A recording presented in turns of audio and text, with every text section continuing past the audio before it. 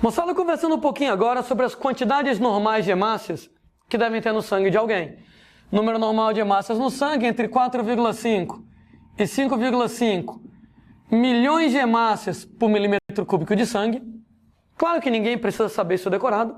Mesmo o médico, quando pega seu exame de sangue, tem escrito assim no exame de sangue, valor de referência, que é o número normal de hemácias, e do lado quanto que você tem.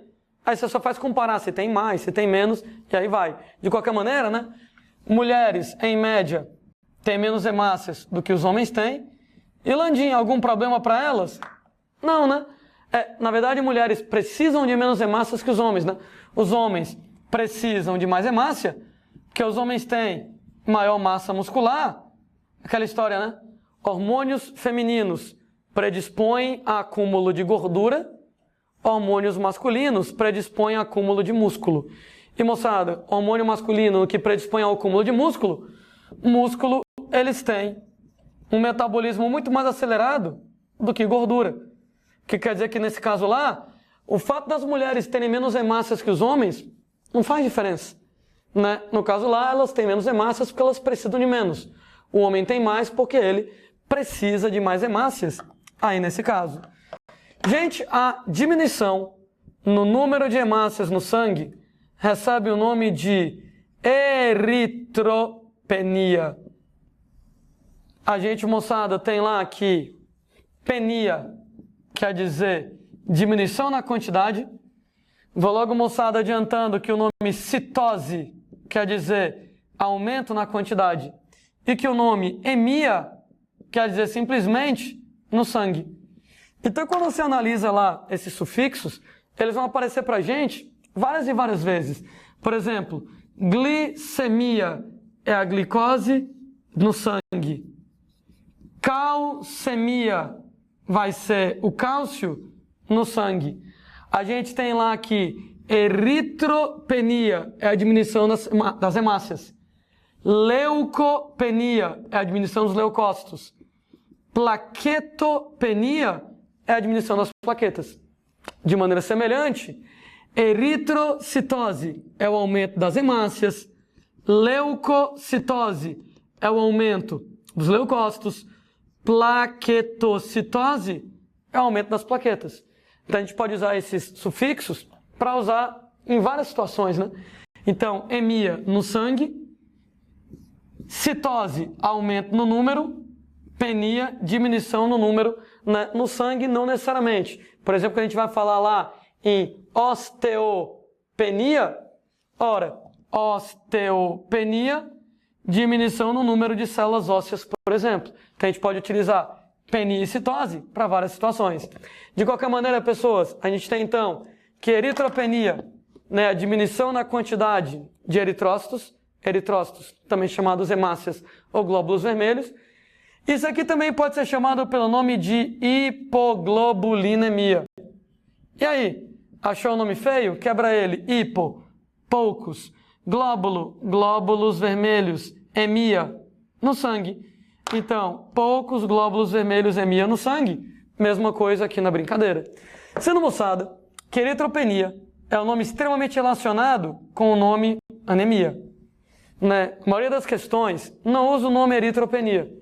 Na maioria das questões, quando o cara diz fulano está com menos hemácias, o que é que ele tem? Anemia.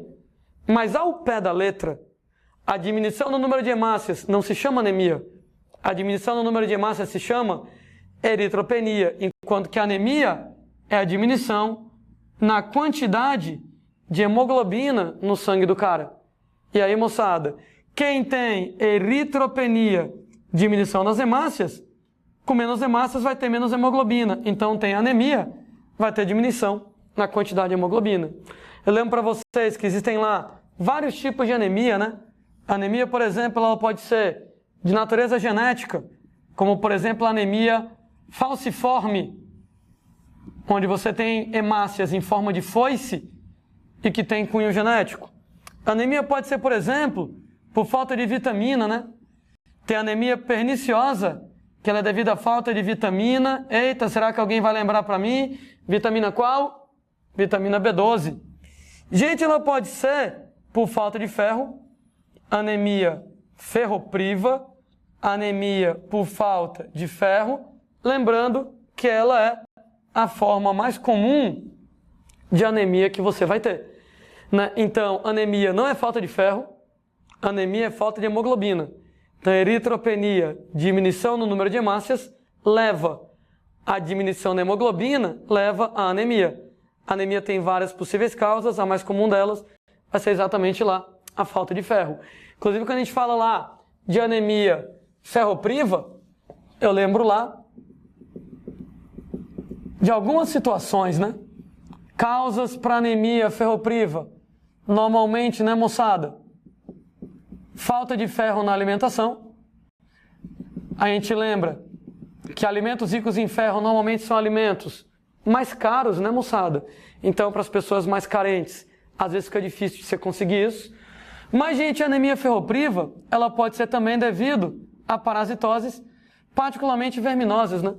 Alguns tipos de verme vão roubar o seu ferro e leva você a ter anemia ferropriva. Principal exemplo, uma verminose chamada de amarelão, onde o verme do amarelão, ele é hematófago, né? Hematófago, para quem não lembra desse nome, fago, que come sangue. Como o amarelão é vampiro, como o amarelão ele é hematófago, come sangue, ele come teu sangue, então ele acaba diminuindo o ferro em você. Detalhe, né? Por isso que você vai ficar amarelo. Porque uma vez que o verme do amarelão come teu sangue, automaticamente, moçada, você não vai ter mais o sangue vermelho e a pele vai ficar menos vermelha. No que a pele fica menos vermelha, ela vai ficar pálida, amarelada, daí o nome amarelão. Aliás, acabei adiantando aqui alguns sintomas de anemia ferropriva. Se você tiver, por exemplo, anemia ferropriva, você vai ter fraqueza, cansaço, falta de ar. Afinal de contas, gente, uma vez que você tenha lá falta de hemoglobina, automaticamente vai diminuir o transporte de oxigênio para as células. No que diminui o transporte de oxigênio para as células, diminui a produção de energia na expiração aeróbica. Daí, no que diminui a produção de energia na expiração aeróbica, lá vai você ficar fraco, cansado e indisposto, e daí por diante. Você vai ter, por exemplo, palidez, né? Está comentando lá o lance do amarelão. Nesse caso, a palidez, a pele amarela, porque no que diminui a hemoglobina, diminui a cor vermelha do sangue. No que diminui a cor vermelha do sangue, lembre que o vermelho do sangue contribui para a cor da sua pele. Se o sangue está menos vermelho, automaticamente a pele fica menos avermelhada, ela vai ficar pálida, ela vai ficar mais puxada para o amarelo nesse caso. Né? Lembrando lá que quando a gente fala em tratamento em relação à anemia ferropriva, claro, uma dieta rica em ferro, lembrando que alimentos de origem animal, eles têm mais ferro e um ferro de qualidade superior, não é isso? Então, alimentos de origem animal, especialmente fígado, carne vermelha, quanto mais vermelha, mais ferro vai ter, gema de ovo. E lembrando que dentre os alimentos vegetais, leguminosas são boas fontes de ferro, né? Lembrando que legume em biologia é diferente de legume no seu prato de comida, né? Legume para o biólogo não é batata, cenoura e beterraba. Legume, plantas cujo fruto é uma vagem, né? Exatamente aquele fruto compridinho que você tem lá no feijão, onde dentro eu tenho vários feijõezinhos e cada feijão é uma semente.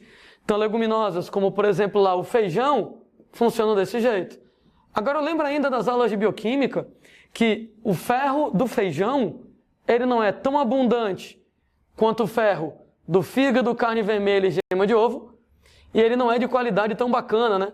Daí, para poder melhorar a qualidade do ferro de origem vegetal, a gente lembra lá da vitamina C.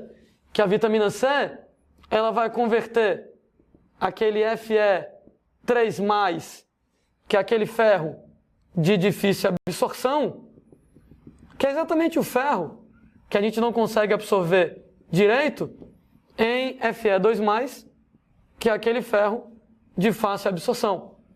Daí um dos papéis da vitamina C na gente é exatamente aumentar a absorção de ferro, transformando o Fe3+ do alimento, que você não absorve bem, em Fe2+, que você absorve mais legal, né? Inclusive, em casos lá extremos de anemia ferropriva, a gente vai ter lá a utilização de suplementos à base de sulfato ferroso, né?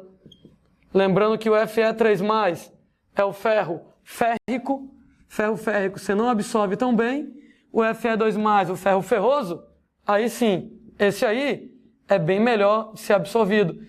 Então pronto, nós vamos ter que o tratamento implica nisso tudo para você se livrar de anemia ferropriva. Gente, diminuição no número de hemácias, ela é a eritropenia. Aumento no número de hemácias é Alguém decorou os sufixos, né? Penia quer dizer diminuição. Diminuição no número de hemácias, eritropenia. E qual é o mesmo sufixo para aumento, gente? Aumento é citose. Eritrocitose, o aumento no número de hemácias. Também conhecido com o nome de hiperglobulinemia. E aí, achou o nome feio? Vamos quebrar o nome. Hiper, muitos glóbulos. Glóbulos vermelhos, emia no sangue. Então, no caso lá, muitos glóbulos vermelhos no sangue. Ainda tem outro nome para o aumento no número de hemácias, que na verdade é o nome mais utilizado. Policitemia. É o nome que aparece normalmente. Poli, várias, cito, células, no sentido de células vermelhas, que é um outro nome para os glóbulos vermelhos. Emia no sangue. Então, várias células vermelhas no sangue, policitemia, é o nome mais utilizado para essa situação. E o exemplo mais tradicional, gente, de policitemia é o que acontece em grandes altitudes, onde você tem o oxigênio rarefeito, aquele lance, né? Quanto mais você sobe, menos oxigênio você tem na atmosfera. Com oxigênio rarefeito, você tem um aumento no número de hemácias no sangue, policitemia fisiológica é o nome disso. Essa policitemia fisiológica, porque ela é natural, da fisiologia do corpo da gente. Esse aumento no número de hemácias para poder transportar aquele pouco oxigênio com maior eficiência. Gente, isso aqui já caiu em tudo quanto é vestibular do universo, né? O exemplo mais tradicional dessa situação é toda vez que um time brasileiro de futebol vai jogar partidas em cidades como La Paz, na Bolívia, Quito, no Equador, Cidade do México, no México, a gente apanha e bota a culpa na altitude. E, gente, é para botar a culpa na altitude, sim. Porque um lugar como La Paz, na Bolívia, mais de 3.000 metros de altitude, gente, como é muito alto, o oxigênio, ele é rarefeito. E com isso, moçada, o atleta brasileiro vai sentir como se estivesse com anemia, com pouco oxigênio, né?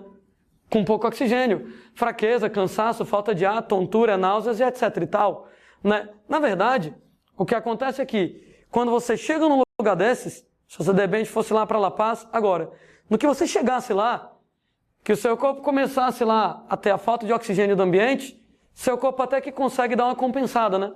Então, por exemplo, você começa a respirar mais rápido, chamamos de taquipneia, se acelera a respiração, para poder pegar oxigênio mais rápido. Gente, seu coração acelera, chamamos de taquicardia. O coração bate mais rápido para poder carregar o oxigênio com mais eficiência. Então, nas primeiras horas que você estivesse em La Paz, na Bolívia, você nem ia estranhar. Naquelas primeiras horas lá, com pouco oxigênio, não tem problema. Você vai lá e aumenta o ritmo respiratório para pegar o oxigênio mais rápido, aumenta o ritmo cardíaco para bombear o oxigênio mais rápido. Entretanto, chega uma hora que você vai cansar. Chega uma hora que você não consegue mais manter o ritmo respiratório acelerado, ataque apneia. Manter o ritmo cardíaco acelerado, ataque cardia, e vai começar a faltar oxigênio, você vai cansar. É por isso, moçada, que a estratégia para quando um time brasileiro vai jogar uma partida lá, né, em La Paz, na Bolívia, né, é chegar o mais perto possível da hora do jogo.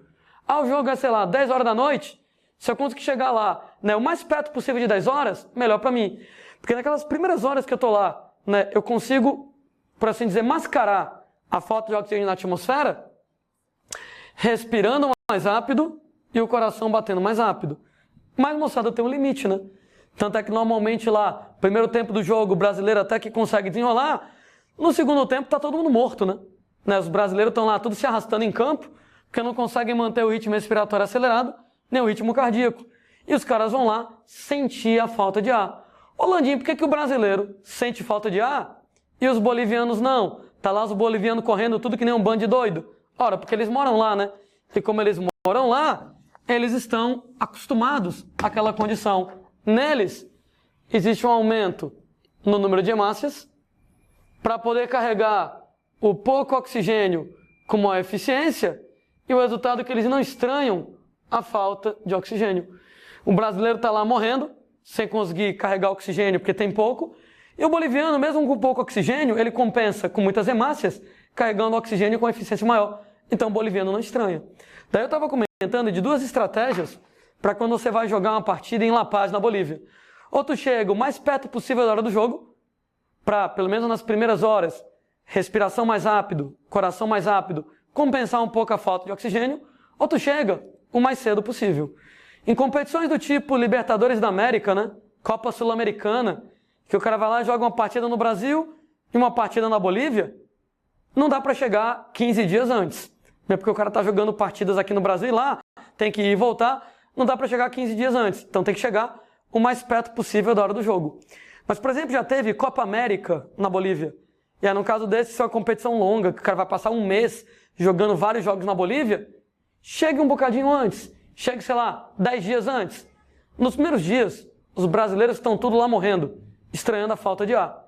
Mas o cara deu 2, 3, 4 dias, começa a aumentar o número de hemácias, de maneira que ele começa a carregar o oxigênio com eficiência maior, e chegou a hora que o brasileiro não estranha mais, chegou a hora que ele compete agora, ó, pau a pau com o boliviano nesse caso.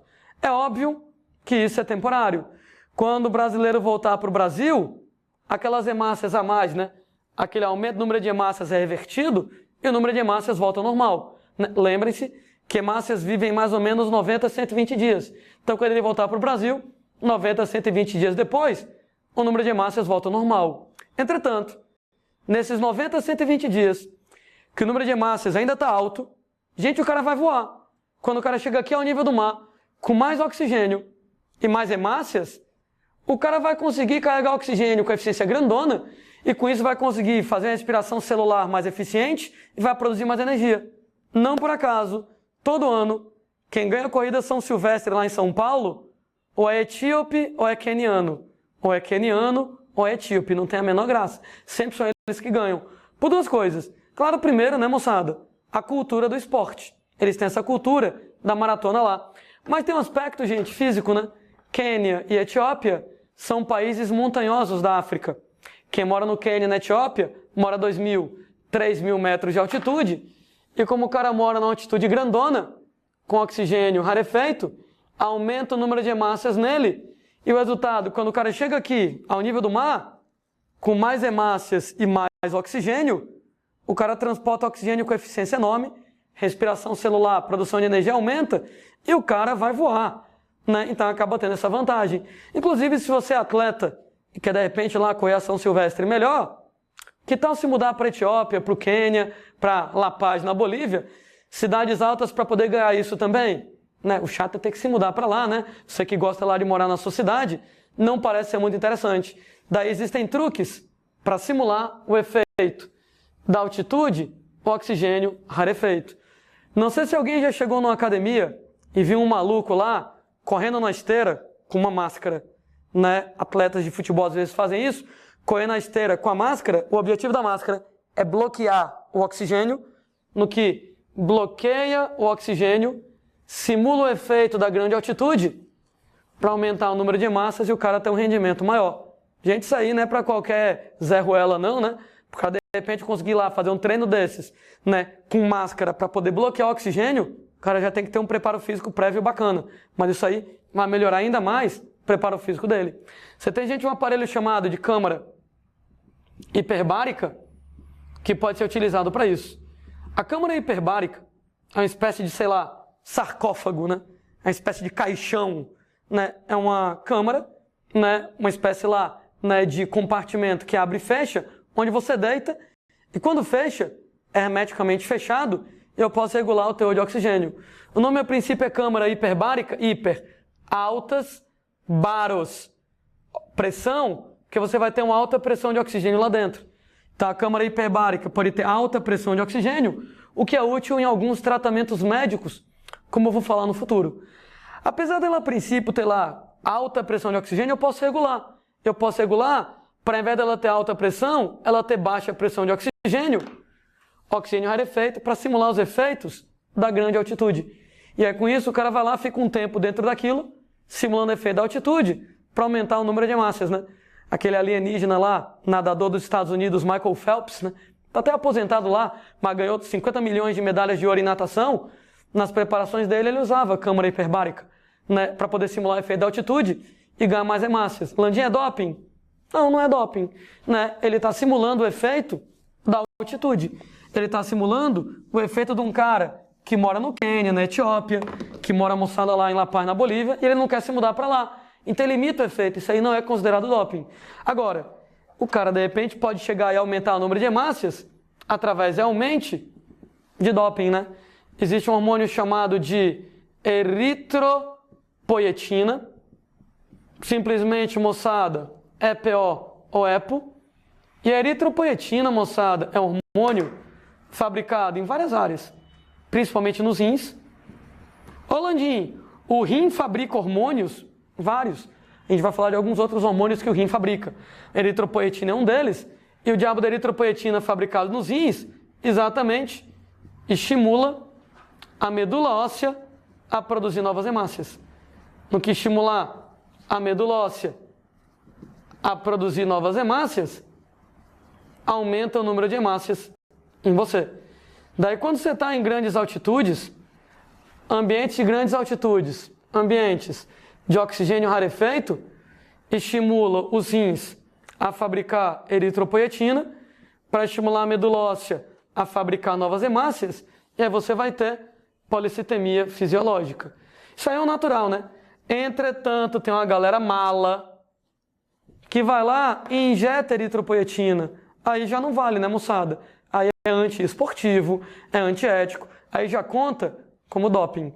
Por que algumas coisas são doping e outras coisas não são? Por exemplo, todo atleta usa cafeína. Cafeína, gente, é um estimulante, né? Que nem você usa cafeína lá para ficar acordado, ligado, estudando, ajuda pra caramba a gente, né? Atleta usa cafeína para ficar estimulado para treinar e etc. E, gente, nem é considerado doping. Para ser doping, duas coisas. Primeiro, moçada, é o ganho ilícito de rendimento. Ora, quando você toma cafeína, te ajuda? Te ajuda. Mas te ajuda tanto assim? Será que aquele seu amigo que não gosta de café, ele não consegue ter um rendimento tão bacana quanto o seu sem tomar cafeína? Consegue. Então, o ganho, em termos de você tomar cafeína, existe, mas não é tão grande assim. Tanto é que alguém que não gosta de cafeína pode chegar e competir pau a pau com você nesse caso. Por isso que cafeína não é considerado doping. Segunda coisa, risco para a saúde. Então, doping é quando o ganho ilícito no rendimento é muito grande, coisa que eu não conseguiria naturalmente, e quando me arrisca para a saúde. Cafeína não vai causar riscos à saúde do atleta, de maneira moçada, que não é considerado doping. O ganho não é tão grande assim, não causa riscos para a saúde, não é doping. Por outro lado, eritropoietina, gente, o ganho ele é muito grande. O normal que você vai ter de hemácias em você é na casa de 5 milhões. Se você, por exemplo, se mudar lá, né, para a Bolívia, você vai ter, sei lá, 6 milhões, 7 milhões. Beleza. Se você toma eritropoietina, vai chegar, moçada, nos 8 ou 9. É muito mais do que uma pessoa normal conseguiria naturalmente, né? Você é na casa de 5, você na Bolívia é 6 ou 7, você tomando eritropoietina é muito mais. É muito mais do que você conseguiria naturalmente. Então, o ganho ilícito de rendimento vai ser muito grande. Com detalhe extra, arrisca a sua saúde, né? Porque quando o cara, moçada, ele tem hemácias demais, o sangue, ele fica difícil de circular. Então, existe o perigo de ter tanta hemácia no sangue, o sangue ficar tão viscoso, tão difícil de circular, que pode entupir um vaso sanguíneo, no que entope um vaso sanguíneo, bloqueia a passagem de sangue, de oxigênio, no cérebro pode causar um AVC, no coração pode causar um infarto. Então, eritropoetina é doping? É. O ganho é muito grande, muito mais do que você conseguiria naturalmente, e arrisca a sua saúde. Lembrando que a eritropoetina, ela é doping, mas, gente, só faz sentido você usar doping, claro, de acordo com o tipo de atividade que você quer. Né? Adianta eritropoetina para um halterofilista? Não, pô. Halterofilista, ele quer levantar peso. Levantar peso é força.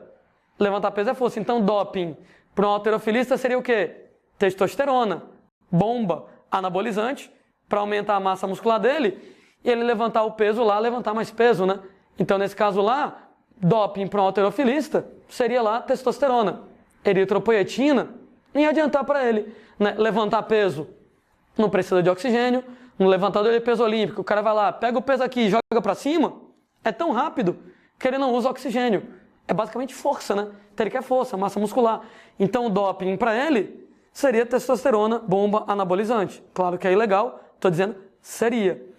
Eritropoetina é legal para atletas que precisam de muito oxigênio. Atletas que precisam de muito oxigênio, atletas que fazem atividades durante muito tempo. Por exemplo, um maratonista que vai correr 42 quilômetros em 2 horas correndo, um ciclista que vai pedalar centenas de quilômetros às vezes, pedalando direto sem parar, haja oxigênio. Então, a eritropoetina é doping para atletas de resistência.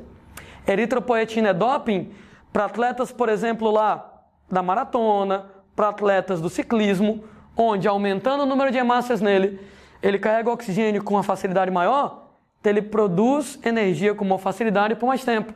E nesse caso, o EPO, a eritropoetina, pode então ser utilizada como um doping para atletas de atividades de resistência.